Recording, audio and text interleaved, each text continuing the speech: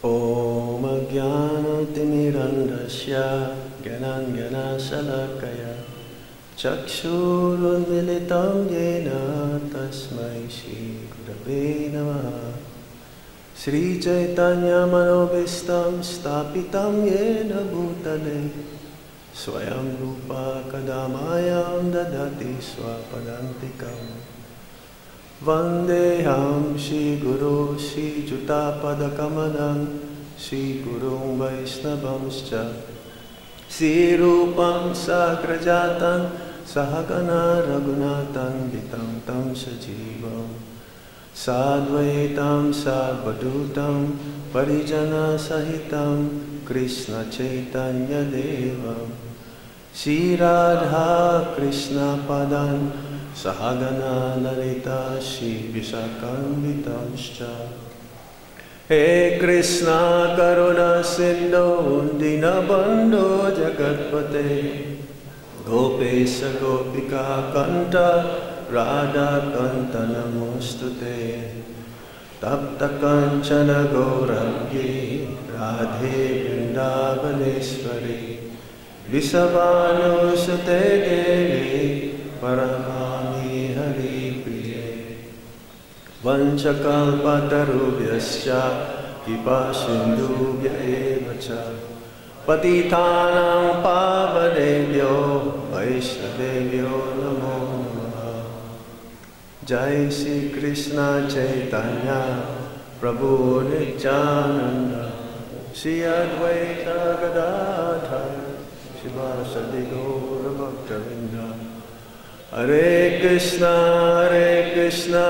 Krishna Krishna, Hare Hare, Hare Rama, Rama Rama, Hare Hare. Hare Krishna, Krishna Krishna, Hare Hare, Hare Rama, Rama Rama, Hare Hare. Hare Krishna. Srila Bhakti Siddhanta Saraswati Thakur, Srila Prabhupada ki Jai. So today is a very auspicious day, being the anniversary day, disappearance of Srila Bhakti Siddhanta Saraswati Thakur. He is the spiritual master of Srila Prabhupada, our Prabhupada. Both were named Prabhupada. According to Vaishnava literature, the great personalities who can spread Krishna consciousness into a very, very wide spread into very, very large amount of devotees, and who is very dear to the Supreme Lord, is called Prabhupada.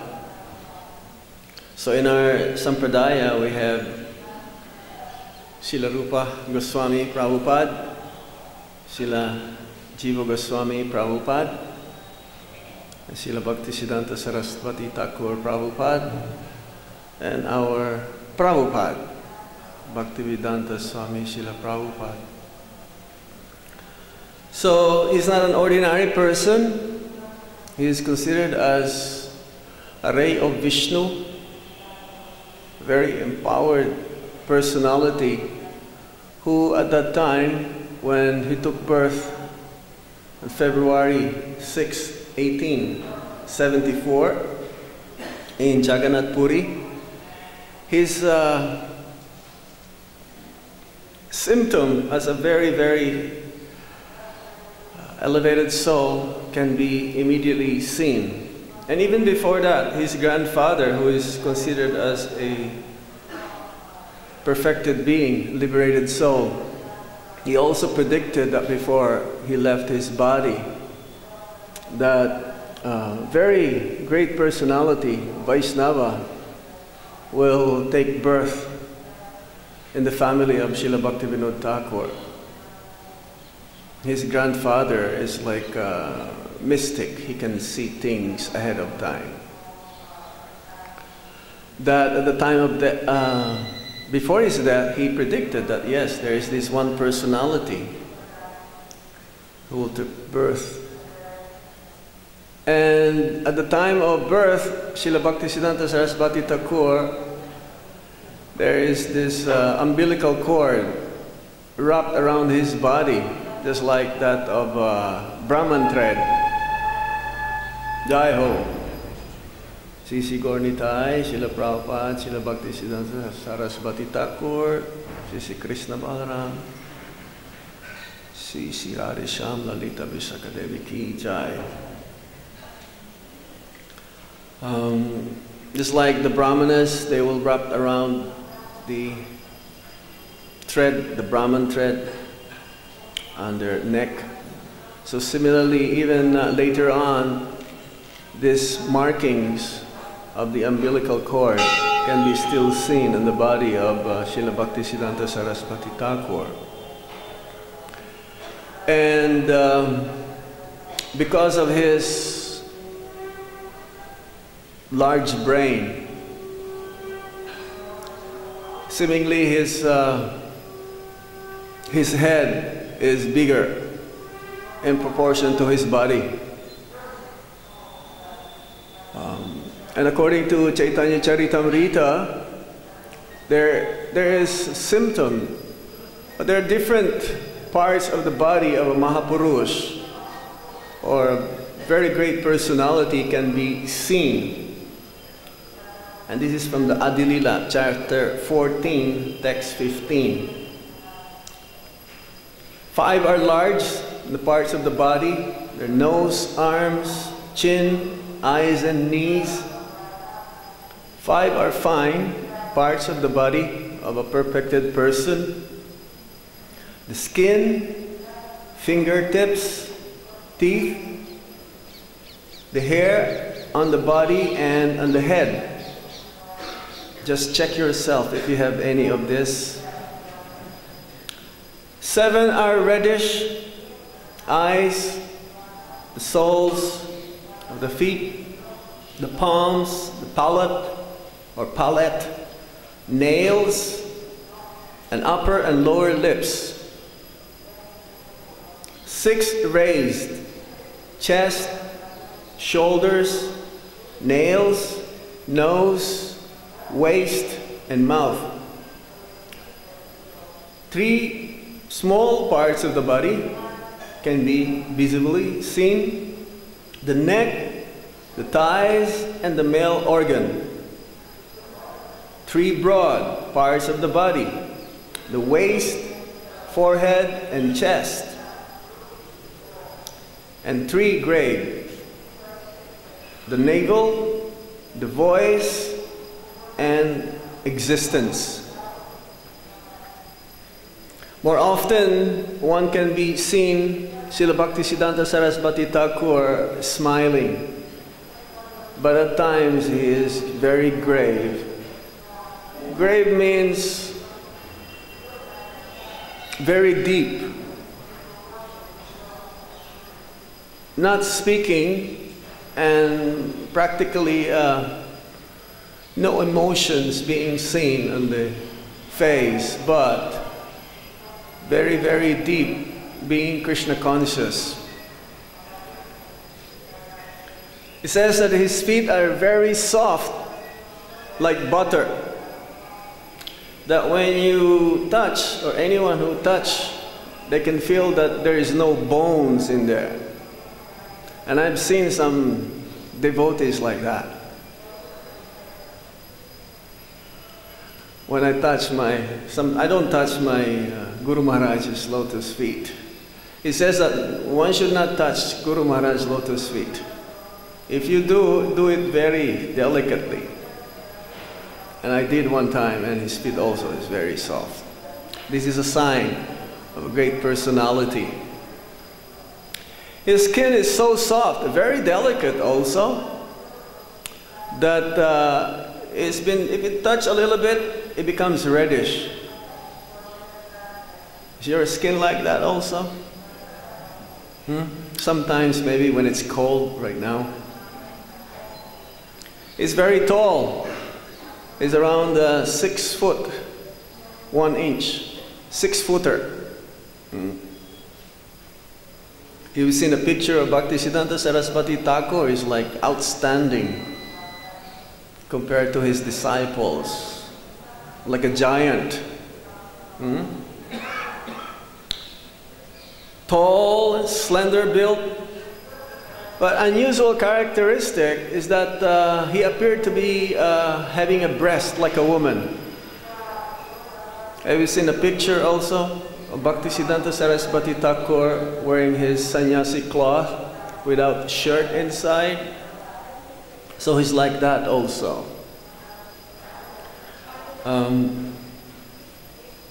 In those days, even prior to Srila Bhakti Siddhanta Saraswati Thakur's appearance, Bhaktivinoda Thakur, who is the pioneer of the Krishna consciousness movement, he is considered as the seventh Goswami due to his very prolific writer. He wrote many books. Even though he was not born in a Brahmana family, he observed that there's so many apasampradayas, so many personalities who are averse on the Vaishnava theology, Vaishnava principle. And he was praying. He was praying all the time to have a personality be sent by the Supreme Lord Himself to continue on after he will be gone. That this prayer was answered. And one of the proof of this was when there was a Ratha Yatra. Because Bhaktivinoda Thakur was the magistrate. He was a district magistrate. In those days, during the British rule, very rare that this position can be held by an Indian. Not so easy. Very few. And Srila Bhaktivinoda Thakur is exceptional that the British government, they were so happy to be having him. He was being a magistrate. He's also in charge of Jagannath Temple in Puri. That at the time of Ratha Yatra, the cart stopped at the residence, in front of the residence of Srila Bhakti Siddhanta Saraswati Thakur. See, Jagannath doesn't stop by people. Just like nowadays, when we have Ratha Yatra, you know, we have 100 stops. Not because Jagannath wanted to stop, but because the people want to do some arti or offering, so they will stop the cart. But even in Lord Chaitanya Mahaprabhu's pastime in the Ratha Yatra, they're not able to pull Lord Jagannath. He will only move according to his will. So Lord Jagannath, his cart stopped at the residence, in front of the residence of Bhaktivinoda Thakur. And in one of those 3 days, because of the position of Bhaktivinoda Thakur, Bhagavati, the mother of Srila Bhakti Siddhanta Saraswati, had the privilege to bring the child on Jagannath's cart. And so when she brought the child on the cart, then Bhakti Siddhanta Saraswati Thakur is trying to touch Lord Jagannath, and lo and behold, a garland fell on the body of Lord Jagannath and landed on the head of Srila Bhakti Siddhanta Saraswati. that those who witnessed this, they concluded that this is not an ordinary person. See, the pujaris would usually take the garland and give to the devotees. But here, Lord Jagannath himself offered his own garland directly to Bhaktisiddhanta Saraswati. Confirming that actually, this is my devotee. He's not an ordinary person. So they named him in the beginning as Bimala Prasad. Bimala Prasad. The energy of the Supreme Lord, Bimala. In Jagannath Puri also they have this deity of Bimala Devi. The predominating deity of the external energy, expansion of Durga Devi or Parvati. And the first grains during the Annaprasana, first grains that Srila Bhaktisiddhanta Saraswati Thakur ate is the prasad from Bimala Devi. When he was being given the choice whether to take gold or Srimad Bhagavatam, because this is the Vedic culture, to see the future of the child, he'll be given a choice, Bhagavatam or coins, gold coins. And Srila Bhaktisiddhanta Saraswati Thakur chose the Srimad Bhagavatam.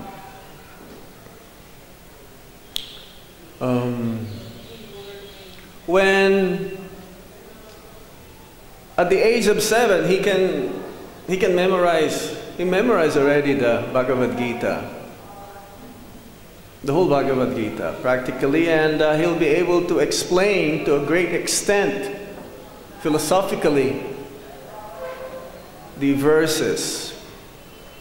Srila Bhaktivinoda Thakur, when he was excavating their house in Calcutta, the Bhakti Bhavan,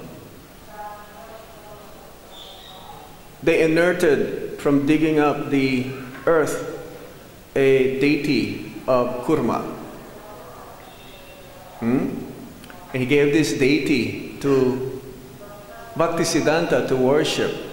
He also initiated his son in the Hare Krishna Maha Mantra and gave him the Nisingha mantra. Traditionally, the father cannot initiate the son. This is not proper etiquette. That later on, he asked his son to take initiation from Srila Gaur-Kishore Das Babaji Maharaj. He was very good, exceptionally good in school. Academically, he does not read any of these educational materials that's been provided by school. But to the surprise of the teachers, he is like #1 in exams, everything. He knows in and out. Usually he will be reading the books of his father, Bhaktivinoda Thakur, the books that he wrote. He will be accompanying him all the time. From time to time they will be traveling. They will go to Krishnanagar, they will go to Puri, they will go to different holy places. It says also that in 1898, in 1899, in 1905, he spent around 15 days in the Radha Raman temple. Spend that time. During his college days, he will be always seen debating with other classmates. And they also made a club called the August Assembly Club. And this August Assembly Club, to be a member, you have to be celibate. So in the beginning there were many members, but no one lasted. He was the only one lasted. He was a Naistika Brahmachari. That means he did not have any connection with women in his life. But he said later on that if I can produce 100 sons to be Krishna conscious, I will do it. But he did not do it, knowingly the precarious condition that one being in the Grihastha life. So he's a Naistika Brahmachari. He's like, he has this like an encyclopedic mind. It doesn't matter whom he will speak to, any subject matter, he'll be able to relate with him. It doesn't matter what kind of subject, topic will be. Easily he can be well versed in this and speak at length. He will be seen most of the times in the park also, doing debate with some young people, especially the Christians. But he's always respectful, very polite. See, in those days, the preaching is different than these days, of course.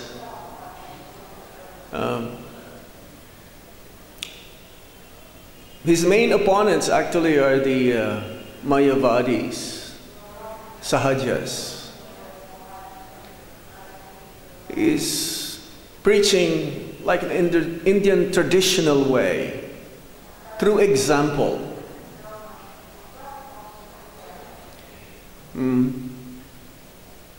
He would never, you see him, very rarely he will be angry to his disciples later on. Very rare. We'll speak about that later on. So he's so amazingly that he's when it comes to books, he will only read once and he will memorize this. Srutidar. If one is not lose his semen, his brain becomes so powerful that anything that he'll be able to read or see, he'll remember it, even after many, many years. Unlike Kali Yuga, people nowadays wasting so much of this energy, the brain becomes dull. So, Srila Bhakti Siddhanta Saraswati Thakur, when he took initiation from Gaur Kishore Das Babaji, in the beginning he was not being accepted by Gaur Kishore Das Babaji. Because knowingly Gaur Kishore Das Babaji, he knew that Bhakti Siddhanta is a scholar, very intelligent, and Gaur Kishore Das Babaji is considered as illiterate. Practically doesn't know how to read and write. But he's always absorbed in Nama Bhajan. He's considered as a perfected soul, a Siddha.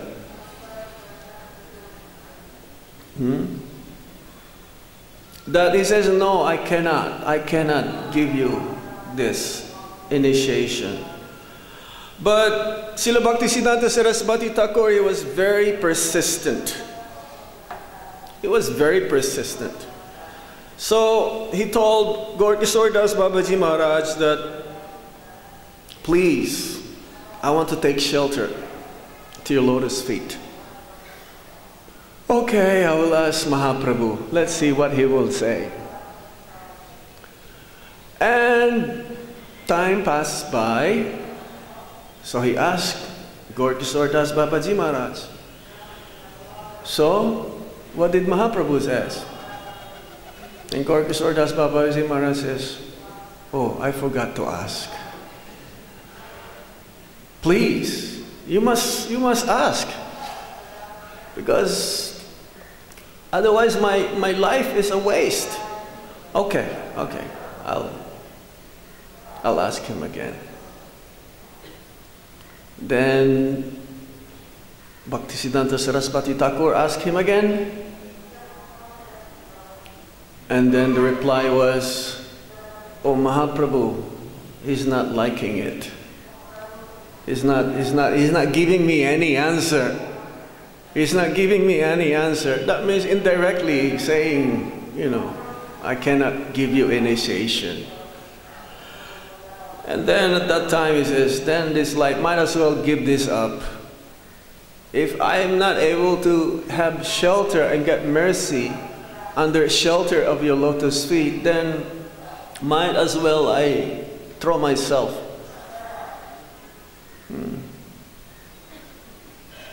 Better die.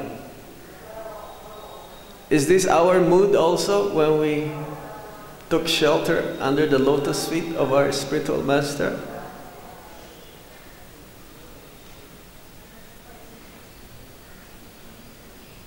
Was this our mood? There was another story like that, Lokanath Goswami, right? Lokanath Goswami, and who is this disciple? Narottam Das Thakur. He would do the same thing also. He would clean after he would pass, and Lokanath Goswami will be just wondering, who is this person? To get the mercy of Guru is the success of one's spiritual life. His mercy, the Guru's mercy, is endless, unfathomable, incomprehensible. Because to get the mercy of Guru means getting Krishna's mercy. No difference between Guru's mercy and Krishna's mercy.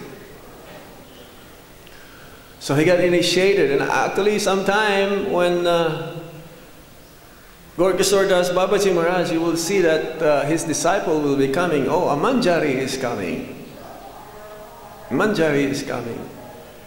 And this was also the conclusion later on of one of his disciples. He had a dream that in the dream his Guru Maharaj is none other than Nayana Manjari.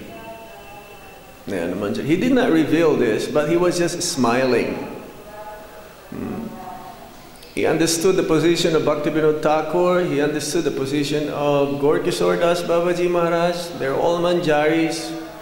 Manjaris means they're younger in age to the gopis compared to the gopis. They're more in the innocent stage that in some of the pastimes of the Supreme Lord Radha and Krishna, they can be present. Because of their innocence, they're able to witness some of them compared to other Sakhis. So, one time also, when he was, he saw this Guru, Bhaktivinoda Thakur, Bipin, what's his name? Bipin Bihari Goswami. Bipin Bihari Goswami. It was giving mercy to Bhaktivinoda Thakur, and he was kind of told, Bhaktisiddhanta Saraswati Thakur Maharaj told him, do you know who is this person you're giving your mercy? One Babaji also, a great Vaishnava, he told Bhaktivinoda Thakur that you're not wearing Vaishnava dress. You're not wearing any Vaishnava tilak, and you call yourself as a Vaishnava. You're not a Vaishnava. And Bhaktisiddhanta Saraswati Thakur says, no, he's a Vaishnava even at the time of his birth. He quoted a verse that this Babaji concluded that this boy is not an ordinary boy. He understood the philosophy. So, Srila Bhaktisiddhanta Saraswati Thakur, in order for him to prepare for his preaching work, he took a vow to chant the Hare Krishna Maha Mantra 1 billion times, the names of the Lord. 1 billion times. It took us 2 hours to chant 25,000. Is that right? 25,000 names of the Lord, 16 rounds, 2 hours. He took that vow that he would chant 3 lakhs name every day, like Haridas Thakur. 1 lakh or 64 rounds, that means 16 times 4, that's 8 hours to chant 100,000 names of the Lord.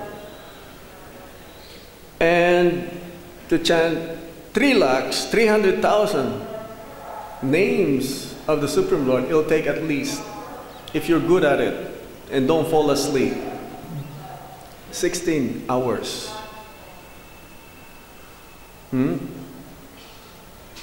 Srila Bhaktisiddhanta Saraswati Thakur took him 9 years to chant 1 billion. And in spite of that vow, he built a house, a thatched house in Mayapur, that even when it's raining, he continued chanting. He will just have an umbrella and continue this vow of chanting. He would eat only khichdi without any spices on the floor with the sometimes on the left, or the left, like a cow also. Very heavy austerity, very big tapasya. He would shave his head once a month. In the Gaudiya Math, this is the rule. At least once a month, one should shave his head. But because he's preaching also, even at the time when he took this vow, he would be preaching. He has time for preaching. He has time to write. He has time to see disciples as well. But he's very strict. Sannyasi. He never touched money after taking sannyas. That'll be very difficult for our modern day sannyasis to do. He would ask his disciples to deal with money matter.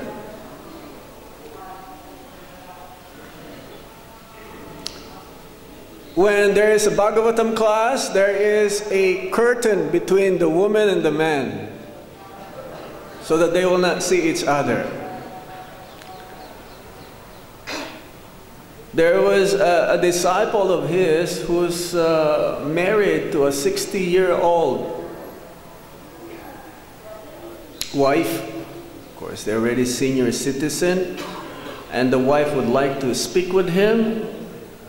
And he says, please send your son. You can speak through your son and I will speak to him. You can stay downstairs. When he gave initiation to the wife of O.B.L. Kapoor, a very good writer also, Prabhupada's good friend, god brother, there was a curtain when he gave the Nam Diksha. There was she would want to speak to Bhaktisiddhanta Saraswati Thakur, and she's already considered as like a granddaughter to Bhakti Siddhanta Saraswati Thakur. He says, no, whatever you want to speak, you can speak in front of my disciples. Very strict. In terms of shaving, he would shave his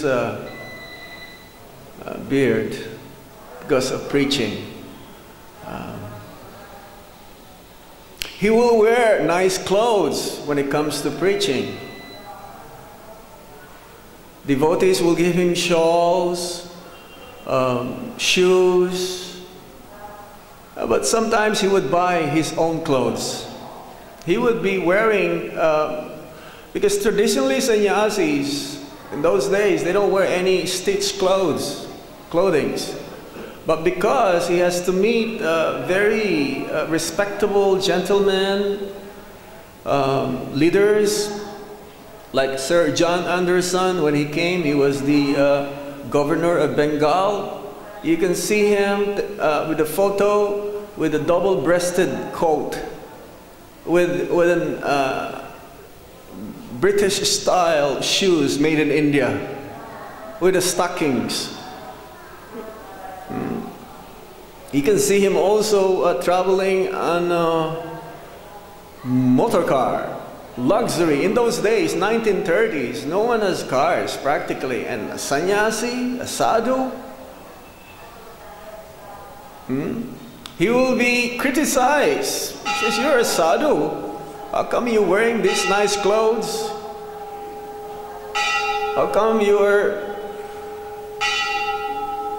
living like luxuriously?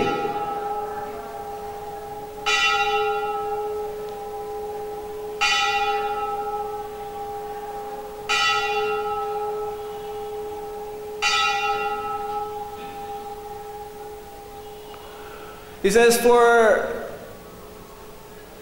preachers of Krishna consciousness, they have the privilege to do this. But he will not let his brahmacharis have these very, very elegant clothings. He will not let his sannyasis to go use the car. He has a car, he has a camel, he has an elephant. In the mat they have this for preaching. Sannyasis used to wear no shoes for preaching also. But for meeting very highly personalities, then he will let them do it. And if someone would want to meet him, it doesn't matter what his position is, he will be fetched. Even though that person knows how to reach the mat. This is his etiquette. He will ask one of his disciples, you go and bring this personality. Amazingly, how he's doing this. This is we should learn from this also. That it says if someone is coming to your place, it's just like Narayan visiting you. Is that correct? That is the Vedic culture. Someone visits you, it's just like Narayan is coming to your house. He will be always on time at the railway station, half an hour to an hour, just like his father. But what is special with him actually is that the way he deals with his disciples.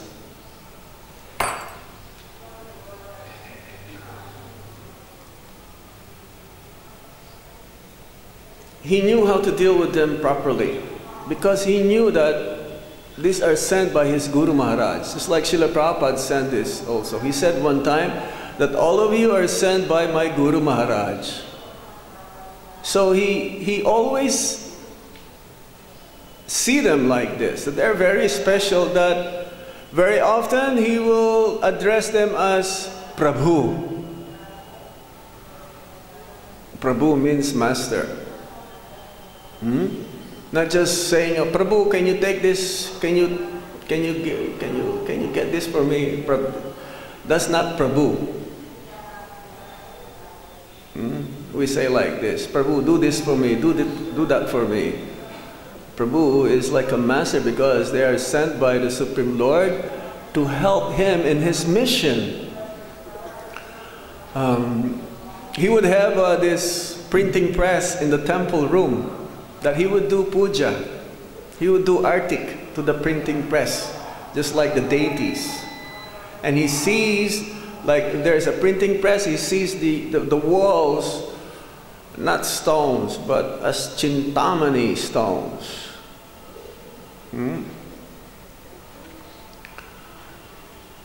He would, in terms of his dealing with his disciples, usually when he sees that they're not following, he would reprimand them once, but most of the times he will just let them do what they're doing. Because he would want to show more of the example that he says that those who are not so serious, they will not last that long. Those who are serious, he encouraged them more, and by seeing his own example, they become more inspired to follow in his footsteps. How much more can we say or tell or instruct a person who does not want to follow? He would want everyone to attend Mangal Artik and evening Artik.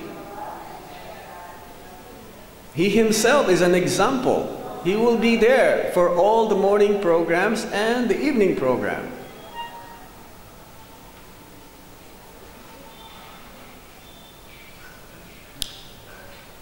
He would circumambulate the temple one time. He would tell all of his disciples also to do parikrama of the temple. Others will do 3 or 4 times, but he will only do one time. And in the kirtan, he'll be standing just at the back and watching everyone chanting up and down, dancing up and down, the kirtan. And sometimes, if he would be near the middle of the nada, this is this place where they do chanting and dancing, they will circumambulate him. From time to time he will smile, but most of the times he will be grave. But he will not dance with them. Externally, he does not have a very sweet voice. But internally, that's what counts. That most of the times, he would choose a devotee to sing who is very sincere, who is very serious, who has so much love for Krishna to chant, instead of those devotees who are very nicely chanting, but they just want to show off. He would rather do that. His favorite songs are like Gopinath, Gopinath, Mama Nivedana Suno, Visaidur Jana Kamasa, Bhakti Thakur, Kicho Nahe Moraguna, Gopinath, the song that I am a wicked materialist. I have any good qualification. Yasomatinandan, that is one of his favorite songs also. Jaya Radha Madhava, that's one of his favorite songs. One time, because they have a garden near their temple in Mayapur, that in the garden they need workers to till the land and help cultivate the crops, the vegetables. So one brahmachari, he was asking almost everybody, please help me, I need help. I need help to cultivate the land so that we'll be able to offer nice bhoga for their lordships. And no one wants to come forward. Not a single brahmachari. And then he said, I will do it. I will help you. So everyone was so amazed. So everyone saw him. He folded his sannyas dress and, went to till the land, cultivate. He picked up the vegetables. He used to grow carrots, patola, cabbage. So he put them in the basket and everyone was watching this. Then he went, he did himself, he washed the bhoga and bring it to the kitchen.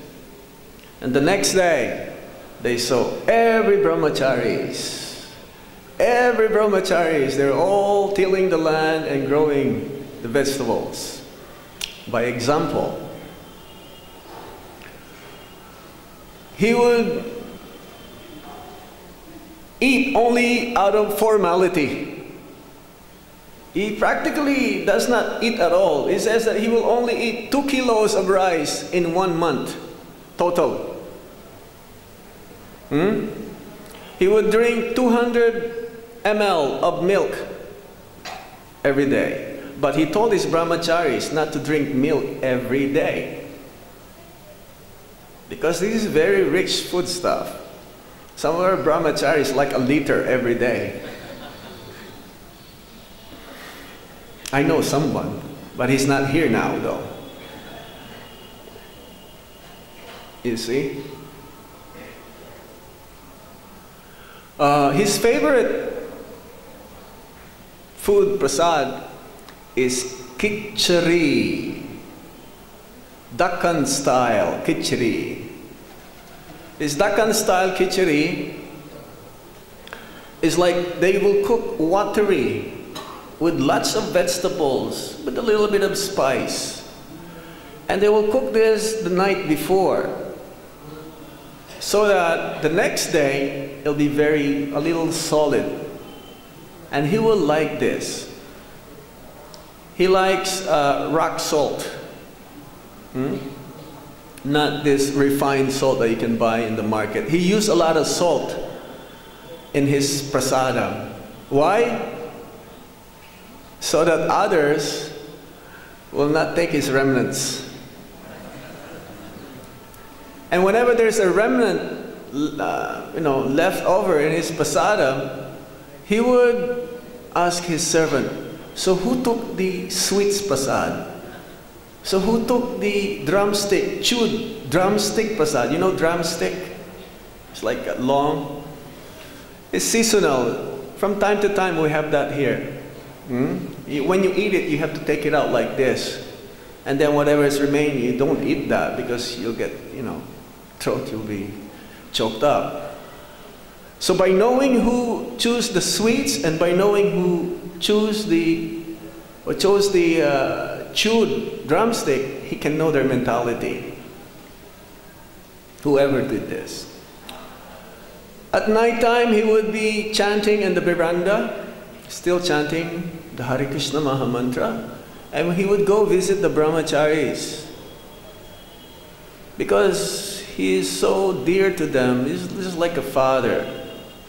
That if he sees that one doesn't have a mosquito net or is out of the mosquito net, he will put them inside the mosquito net. Or if he sees that they need to be put a blanket, he would put blanket to them. He's so happy to these brahmacharis that whoever would go out and just distribute 1 or 2 pamphlets, he will glorify them. He will glorify them.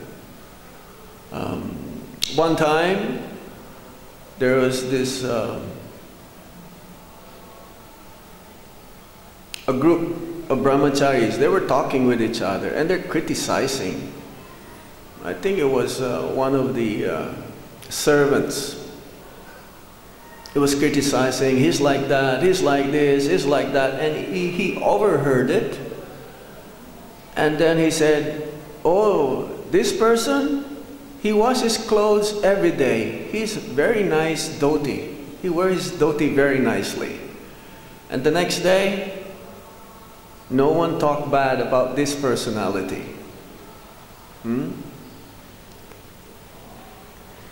One time, some of his sannyasis also, they would go out and collect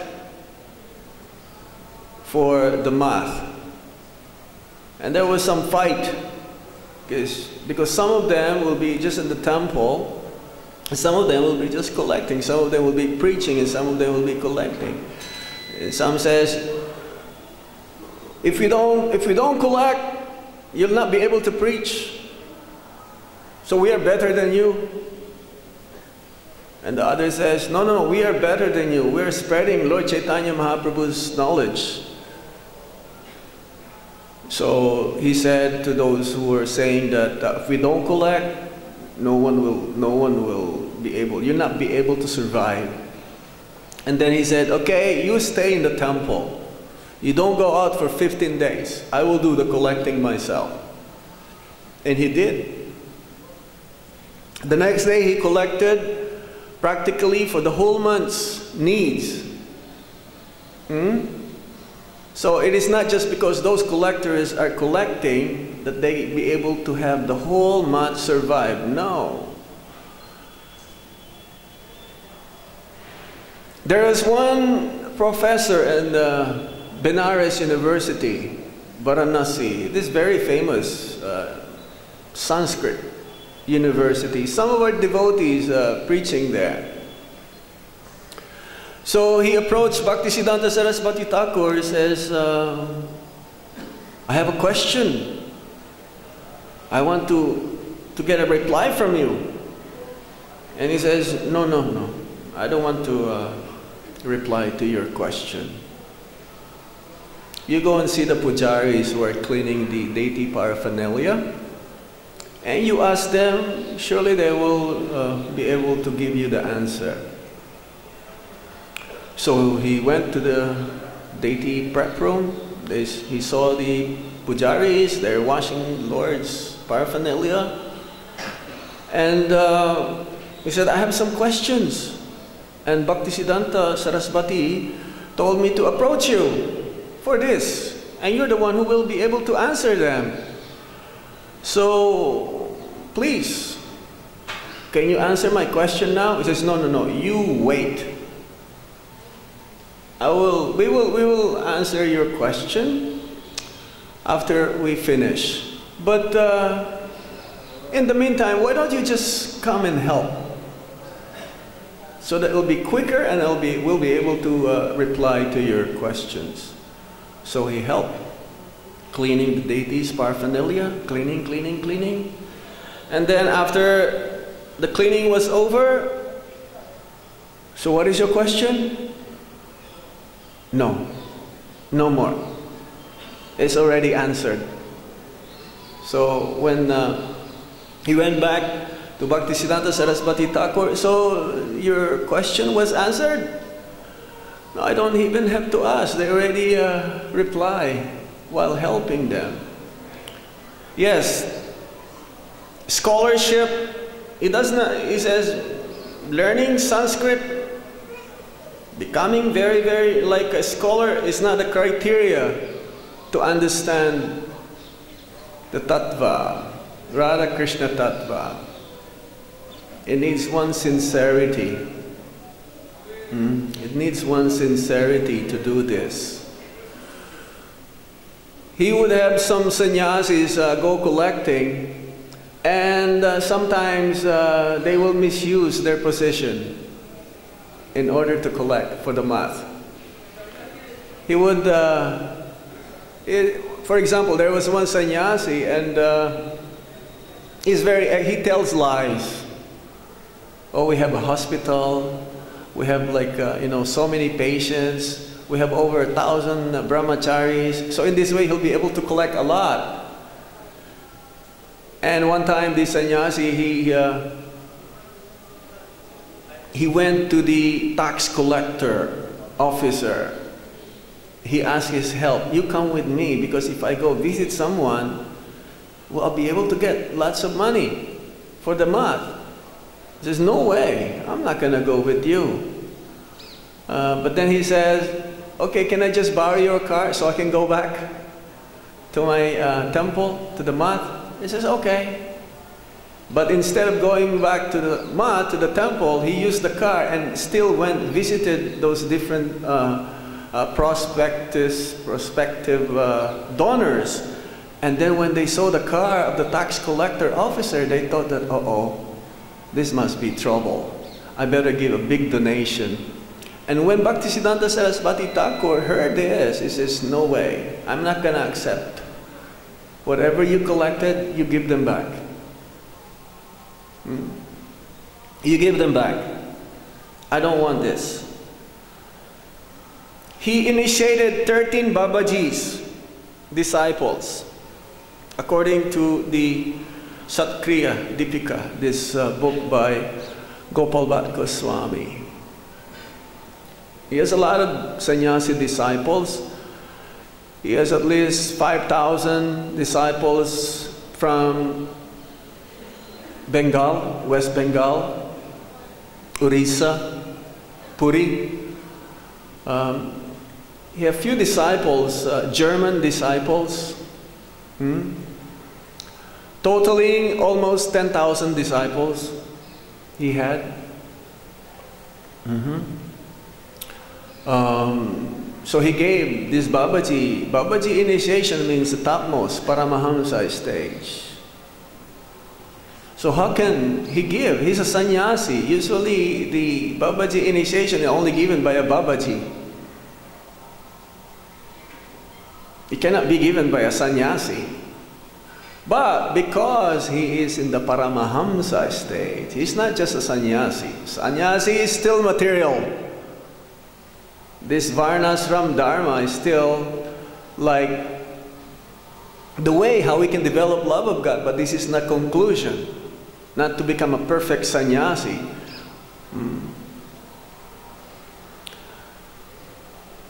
So, since then, he would say to those Babaji initiated disciples, don't tell your Manjari Bhav to anyone. Don't tell your identity. And since then, in our Sampradaya, there was no Babaji initiation. But I've heard Prabhupada initiated one Babaji. He did. Right? He did. Because this devotee, he wanted to chant all the time.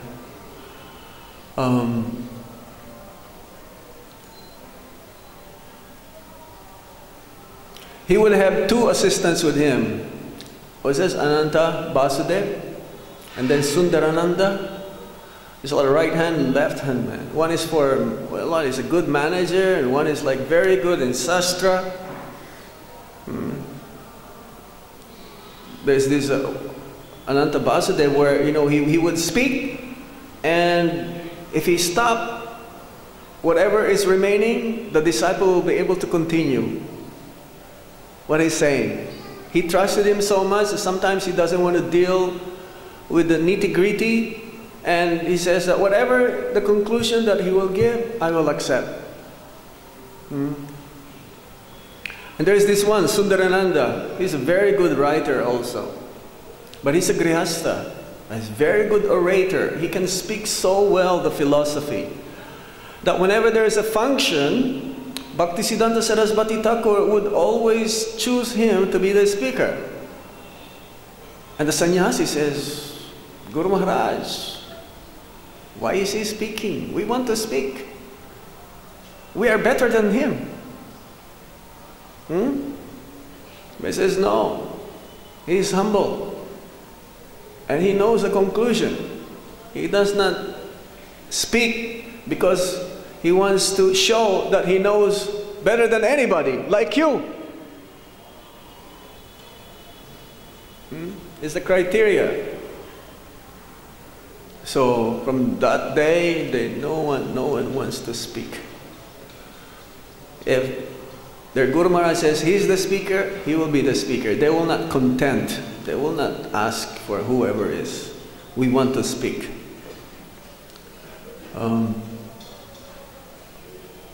He has a lot of disciples, very exalted disciples, including One sannyasi, his godbrother, our Srila Prabhupada, Bhaktivedanta Swami Srila Prabhupada, there is His Holiness B.V. Puri Maharaj. He says, Bhaktivedanta Swami, he's the only disciple of our Guru Maharaj who got the full mercy.